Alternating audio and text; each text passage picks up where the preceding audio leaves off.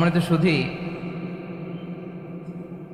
হযরতুল আল্লাম শহীদ মরহুম আল্লামা দেলওয়ার হোসেন সাঈদী রাহিমাহুল্লাহ ওনার স্মৃতি বিজড়িত আজকের এই ঐতিহাসিক প্যারেড ময়দানের তাফসিরুল কোরআনের প্রোগ্রামে সব আছে।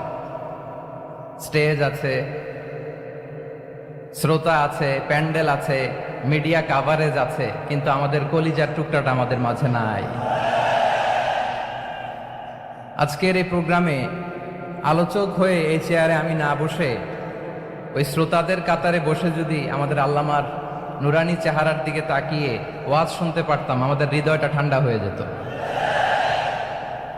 আমাদের তৃষ্ণার্ত হৃদয় শান্ত হতো। সব আজকে আছে, কি যেন নাই, ঠিক কিনা বলেন? আল্লাহ তাআলা প্রতি 100 বছরে একজন মুজাদ্দিদ পাঠান, প্রতি 100 বছরে একজন মুজাদ্দিদ, যিনি সমাজকে সংস্কার করেন।